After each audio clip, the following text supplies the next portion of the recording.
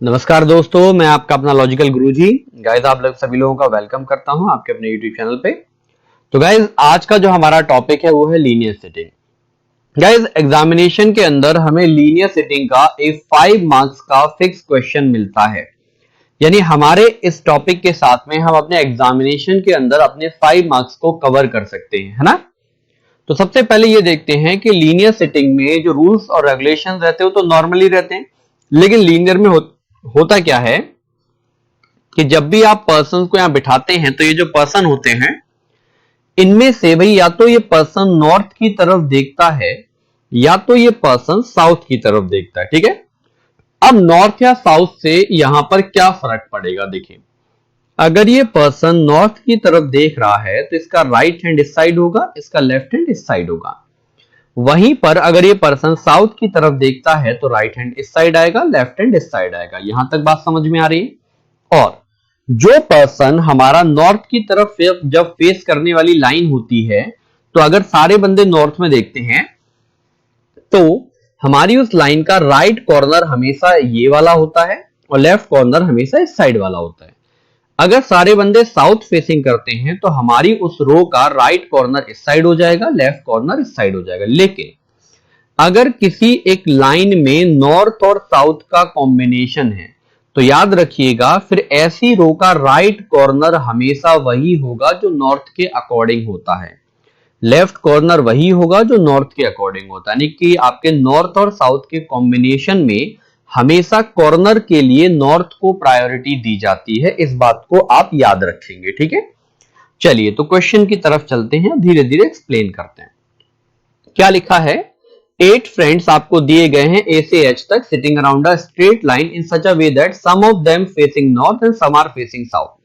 North south का combination है तो क्वेश्चन करने के लिए आप शुरुआत में जल्दबाजी में ऐसे करके ये मत कर देना कि फटाफट फटाफट लाइन खींच दो, क्वेश्चन में फंस जाओगे, उलझ जाओगे। पहले क्वेश्चन को शांति से पढ़ो। उनको अलग अलग सब्जेक्ट पसंद है, कोई इशू नहीं, बने रहने दो, but not necessary in the same order, कोई इशू नहीं है। पहला point, A seats third left of H who likes Hindi. A H के लेफ्ट में तीसरे नंबर पर है जिसे हिंदी पसंद है।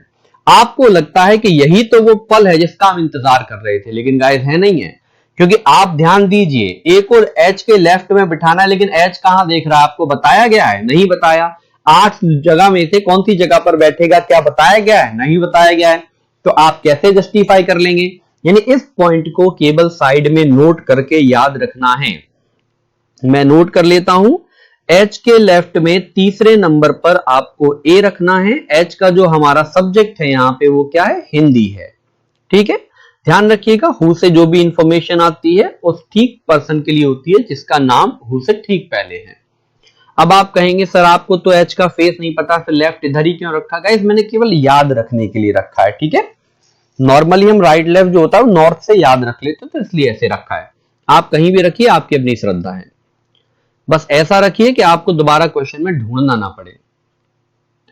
F sits immediate right of G who faces towards the north direction। F जो है वो G के तुरंत राइट में है और G का जो फेस है वो नॉर्थ डायरेक्शन में है। आपको लगता है कि यही वो घड़ी है जिसका मुझे इंतजार है, लेकिन है नहीं। क्योंकि अगर आपने 8 की लाइन खींच रखी है तो तुम G को कहां बिठाओगे ये बता दो पहले मुझे। नहीं मालूम ना, तो ज्यादा हीरो नहीं बनो, चुपचाप साइड में लिख लो। ये G है, G का फेस कंफर्म है और इसका इमीडिएट राइट ये है, यहां F बैठ रहा है।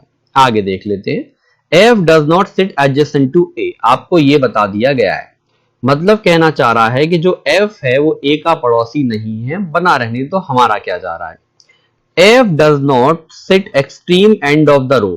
F किसी भी एक्सट्रीम एंड पर नहीं है। उसका सिंपल सा कहने का मतलब है भाई साहब कि F के बगल में यहां कोई बंदा है, सीधी सी बात है। हाँ, बंदी भी हो सकती है, कोई मैं आपत्ति नहीं जता रहा हूं। देखो, B likes English and sits second to the left of E।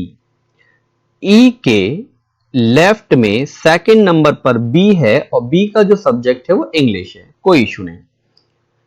A sits second left of G who likes art। भैया G का तो फेस कंफर्म है ना, तो यहीं से देखो, ये G है, इसके लेफ्ट में, तो भाई ये नॉर्थ फेसिंग है तो इसका लेफ्ट, फर्स्ट, सेकंड, ए यहां पर आता है, ठीक है।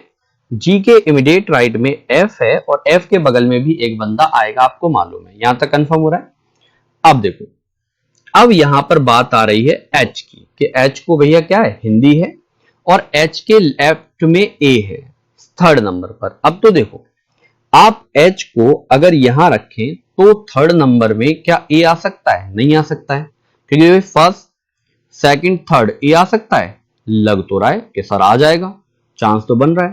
भाई बन सकता है तो हमें क्या दिक्कत है, बनने दो, है ना। लेकिन ऐसा भी तो हो सकता है कि एच इस तरफ और ऐसे करके लेफ्ट में ए आ रहा हो, दो चांस बन रहे हैं ना, तो दोनों चांस बना लीजिए। देखिए ये ए, यहां एक छोड़ के जी है, एक छोड़ के एफ है, ये है। अब आप कहेंगे कि सर एच के लेफ्ट में ए को रखना है, मैं बिल्कुल तैयार बैठा हूं, लेकिन गाइज ए तीसरे नंबर पे है ना। तो अब इस ऑल्टरनेटिव में भाई अगर ये चीज तीसरे नंबर पे चाहिए तो एच यहां आना चाहिए, तभी तो पहले दूसरे तीसरे नंबर पे आएगी, यानी कि ये वाला ऑल्टरनेटिव नहीं बनेगा। तो इसको साइड में ऐसा ही पड़ा रहने दो। तो फिलहाल फर्स्ट सेकंड थर्ड नंबर पर एच हमारे पास आ चुका है। अब एच का अगर लेफ्ट इस तरफ है तो जाहिर सी बात है एच का फेस कहां होगा, साउथ में होगा। एच का सब्जेक्ट हमारे पास आया हुआ है, हिंदी है, ठीक है, कोई इशू नहीं है, आगे देखते रहेंगे। देवियों सज्जनों जुड़े रहिए हमारे साथ। तो इस वाले पॉइंट को तो पहले काट डालो कि एफ और ए पड़ोसी नहीं है, क्योंकि ये वाला पॉइंट यूज हो चुका है, ठीक है। इस वाले पॉइंट को काट डालो क्योंकि ये पॉइंट यूज हो चुका है। इस पॉइंट को भी काट दो क्योंकि ये पॉइंट भी यूज हो चुका है, ठीक है। आगे देखते हैं, ये पॉइंट पेंडिंग है। Next point, V is not immediate neighbour of G, V G का पड़ोसी नहीं है, यानी आपको पता है कि इस जगह पे V नहीं आएगा। अब आपको एक बात मालूम है कि V और E के बीच में एक का गैप तो कंपलसरी बनेगा ही बनेगा, सही बात है कि नहीं, ठीक है। अब देखो, अब V यहां नहीं आएगा तो हो सकता है तुम V को यहां रख लो, अगर यहां रखोगे तो क्या एक के गैप पे E आ पाएगा? नहीं आएगा, यानी B यहां भी नहीं आएगा, यहां आ नहीं रहा है। अगर तुम बी को यहां रखते हो तो एक के गैप पे आपका यहां ई नहीं आ पाएगा। उस तरफ अगर रखोगे तो आपके क्या हो जाएंगे, 1 2 3 4 5 6 7 8 ही तो बनने हैं भैया, ज्यादा हो जाएंगे। इसका मतलब यही वो लोकेशन है जहां बी आएगा। अब एक के गैप पे ई यहां पर आएगा, जाहिर सी बात है, और बी का सब्जेक्ट आपको कौन सा बताया गया है गाइस, इंग्लिश बताया गया है, तो कोई इशू नहीं है, यहां पे रख देते हैं। तो अब हमें एक और बात मालूम थी कि ई के लेफ्ट में सेकंड बी है। अब इस ई के लेफ्ट में सेकंड अगर बी है तो इसका मतलब इस ई का फेस कहां है, नॉर्थ डायरेक्शन में है, तभी तो इसके लेफ्ट में सेकंड आएगा। तो चलिए ये पॉइंट भी यहां पे देवियों सज्जनों इस्तेमाल हो गया है। तो पॉइंटों को जो आप यूज कर रहे हैं उनको कट करते जाइए ताकि आपको रफ शीट पे ज्यादा भेड़ चाल ना दिखाई दे। आगे देखते हैं, the one who like Sanskrit sit second right of the one who like math. भैया मैथ पसंद करने वाले के राइट में सेकंड नंबर पे संस्कृत बना रहने, तो हमारा आपका क्या जा रहा है, the one who like maths faces south. यहां से पता चलता है कि मैथ वाला बंदा साउथ में देखता है, उसके राइट में सेकंड है कौन, संस्कृत। तो क्या करें बताओ, अभी यहां पे ऑल्टरनेटिव देखने जाओगे तो कई ऑल्टरनेटिव मिल सकते हैं ना, तो ज्यादा दिमाग लगाने की जरूरत हमें अभी नहीं है। आगे बढ़ जाते हैं, क्या लिखा है, immediate neighbour of F face same direction as F. वो कह रहे हैं कि एफ के पड़ोसी एफ के जैसे ही देखते हैं। अब एक बात बताओ, ये एफ का पड़ोसी है और अगर ये नॉर्थ देखता है तो इसका मतलब एफ भी तो नॉर्थ देखता होगा, यहां भी एफ नॉर्थ देखेगा, एफ का ये पड़ोसी भी क्या करेगा, नॉर्थ देखेगा, क्योंकि एफ के पड़ोसी एफ के जैसे देख रहे हैं। यहां तक बात समझ में आ गई। अब देखो ये मैथ वाला सीन सेट हो जाएगा, कैसे हो जाएगा, मैथ वाला आदमी किधर को झांक रहा है सर, साउथ में झांक रहा है। क्या ये साउथ है, ये है, ये है, ये है, ये भी नहीं है, ये सारे के सारे क्या है भैया, नॉर्थ हैं। अब यहां से तो कोई फायदा नहीं है, यहां मैथ रखोगे तो भी कोई फायदा नहीं है, यहां मैथ रख नहीं सकते क्योंकि इंग्लिश है। एक ही जगह बची, यानी यहां पर मैथ पढ़ाया जा रहा है, इसका फेस साउथ डायरेक्शन की तरफ है और इसके राइट में सेकंड प्लेस पर आपको यहां संस्कृत देखने के लिए मिलेगी। तो यहां सब्जेक्ट सेट हो चुका है। आगे देख लेते हैं, देखो क्या कह रहा है, ये यहां तक तो वही है, D does not sit any of the extreme end of the row। D किसी भी किनारे पर नहीं है, तो किनारा D नहीं गिरेगा तो D को इधर पटक दो भैया, एक ही बंदा बचा, C यहां पे प्लेस कर दो, कोई दिक्कत नहीं देवी सज्जनों। चलो देख लेते हैं आगे, only one person sit between the one who like physics and the one who like chemistry and both of them face north. आपसे कहा गया है कि केमिस्ट्री और फिजिक्स के बीच में एक का गैप है और दोनों के दोनों क्या करते हैं, नॉर्थ की तरफ देखते हैं। Both of them face north. तो अब ये तो हमें पता नहीं, देखो जी का सब्जेक्ट तो कुछ दिया नहीं गया था, पहले दिया गया था क्या, हाँ आर्ट है, तो जी का सब्जेक्ट यहाँ पहले लिख लेने दो मेरे को, है ना, बाद में ढूंढना पड़ेगा वरना आर्ट। अब देखो एक यही ऐसा गैप है जो दोनों नॉर्थ देख रहे हैं और एक के गैप पर फिजिक्स और केमिस्ट्री रखी जा सकती है, सही बात है। अब देखो अगर यहां फिजिक्स और केमिस्ट्री रखी जानी है तो इसका मतलब एक सब्जेक्ट हमारा बचेगा बायोलॉजी, और वो बायोलॉजी किसको असाइन हो जाएगा, सी को। लेकिन एक दिक्कत है गाइस, क्या दिक्कत है गाइस, कि अभी इनमें से कौन फिजिक्स कौन केमिस्ट्री ये नहीं मालूम है, ठीक है, सॉरी कौन फिजिक्स कौन केमिस्ट्री देखते हैं आगे।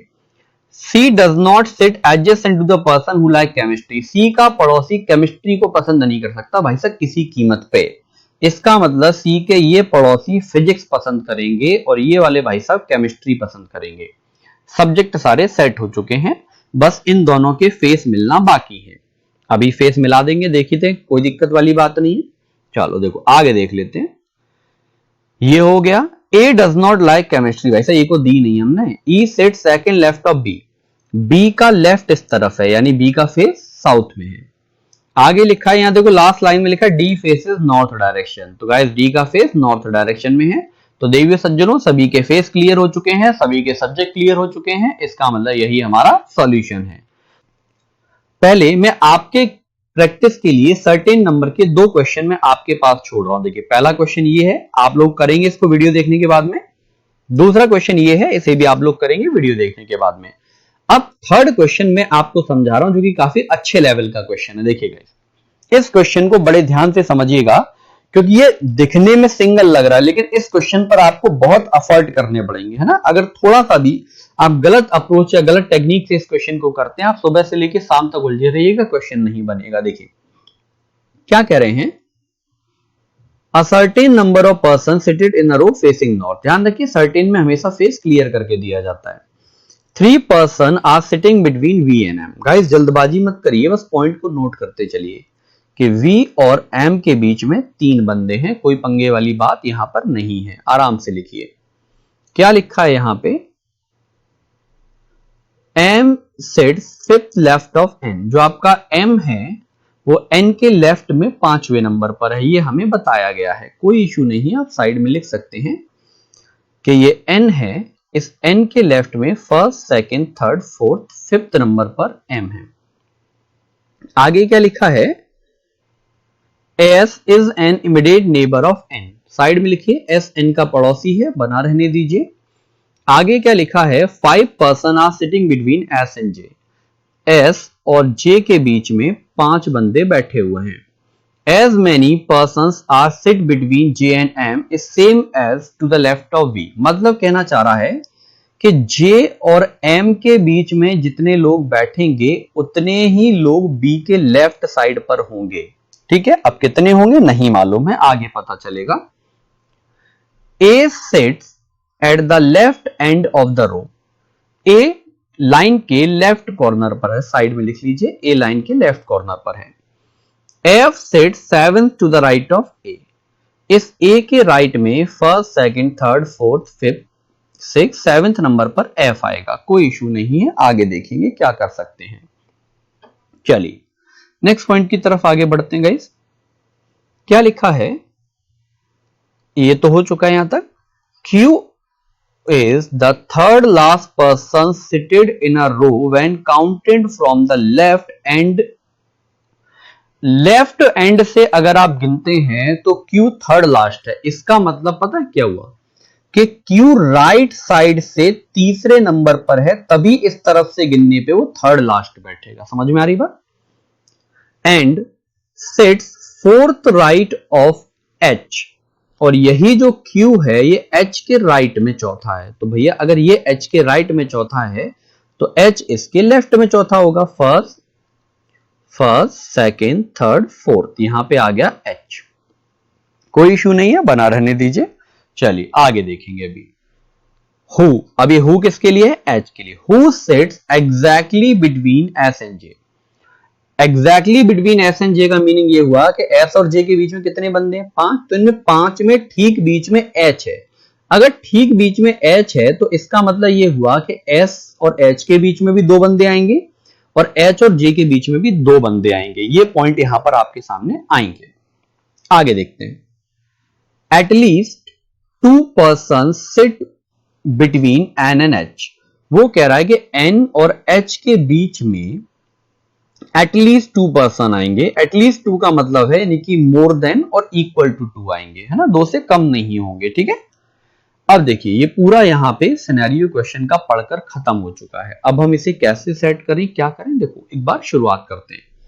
ये वाला जो हमारा डेटा है इसको एक बार मैं यहां कॉपी करता हूं क्योंकि इसी डेटा पे सबसे ज्यादा पॉइंट और इंफॉर्मेशन है। H 1 2 3 Q 1 2। अब मुझे पता है कि यहां से आगे कुछ नहीं आएगा। क्यों नहीं आएगा? क्योंकि ये राइट एंड आ चुका है। ठीक है, चलो अब इसके बाद में पॉइंटों को अब हमें जोड़ना शुरू करना है। तो देखो जब भी आप करते हैं तो यहां पे सर्टेन में 2 डायग्राम ले लीजिए क्योंकि आपको ये नहीं पता कि कहां कैसे क्या कहानी बन जाए।